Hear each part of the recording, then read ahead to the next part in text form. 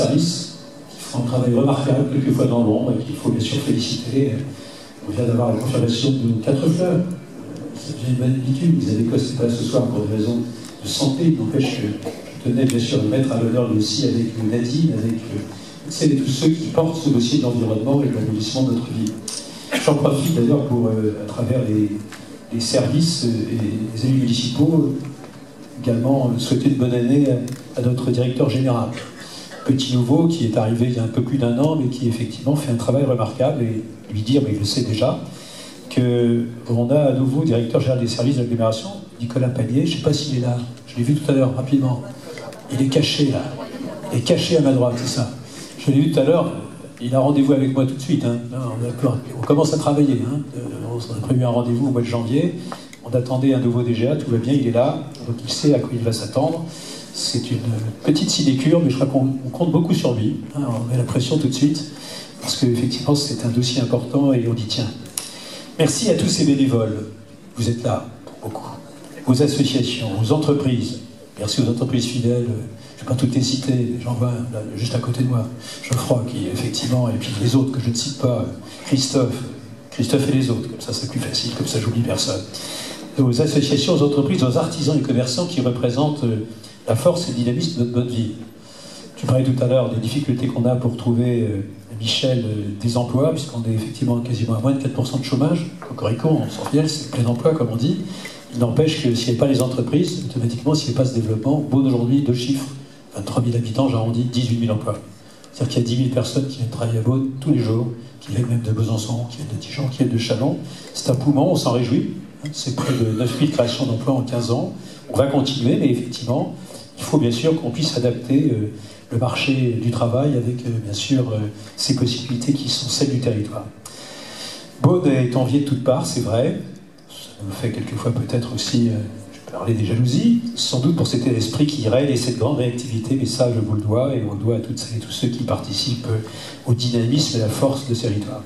Donc bonne année à tous, pour tout cela pour 2019. Je voudrais avant de terminer par une note d'humour, si nécessaire dans ce petit monde de brut, souhaiter une bonne année à nos aînés, parce que c'est aussi la force d'un territoire.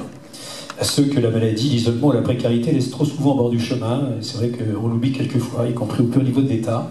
Je voudrais également rendre un hommage appuyé, je le disais tout à l'heure, à nos pompiers, à nos forces de l'ordre, nos policiers, nos gendarmes. Ils sont toujours là. Je crois, petit message de proximité, je les vois au quotidien. Je sais quel travail remarquable qu'ils font, quelquefois aussi dans l'ombre. N'empêche que c'est ce besoin de sécurité qui est le premier devoir de l'État par rapport aux citoyens. Et si on ne respecte pas celles et ceux qui portent l'uniforme, je disais tout à l'heure, il n'y a plus de République. Il n'y a plus d'État. C'est la raison pour laquelle un grand merci. Quand on voit dans une République qu'on commence à caillasser les pompiers, les gendarmes et les policiers, ça veut dire qu'il y a quelque chose qui ne va plus du tout. C'est la raison pour laquelle je souhaitais que vous puissiez à nouveau les applaudir pour ce qu'ils peuvent représenter sur notre territoire.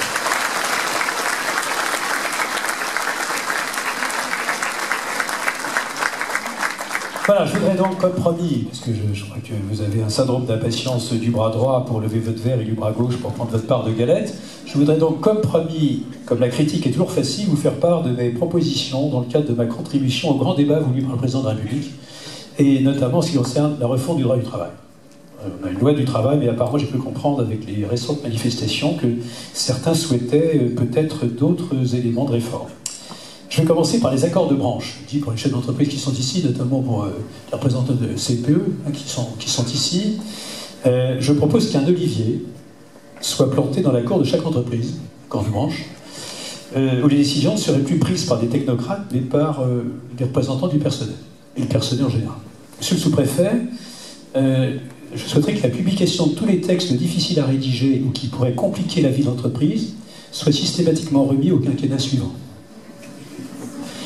On insérerait un volet civilisation des loisirs dans le monde du travail en créant dans chaque entreprise de plus de 20 salariés une équipe de foot, une troupe de théâtre ou un corps de ballet. Les congés annuels pourraient être pris dès le jour de l'embauche, au lieu d'attendre que les nouvelles recrues soient fatiguées. La moindre des choses. Le compte personnel d'activité serait alimenté par des écoutes téléphoniques et des ragots internes. Il permettra ainsi aux dirigeants de se tenir au courant de la vie des couples, des passe-temps ou des vices des salariés. Les indemnités prud'homales pourraient être fixées en ayant recours à une roue de loterie prêtée par la Française des Jeux que ferait tourner le doyen du personnel. Ça me paraît essentiel. Organisation de référendum. Comme chez nos voisins suisses, les salariés français pourraient exprimer leur avis sur tous les sujets, bien sûr le menu de la cantine et le licenciement des petits chefs dégueux.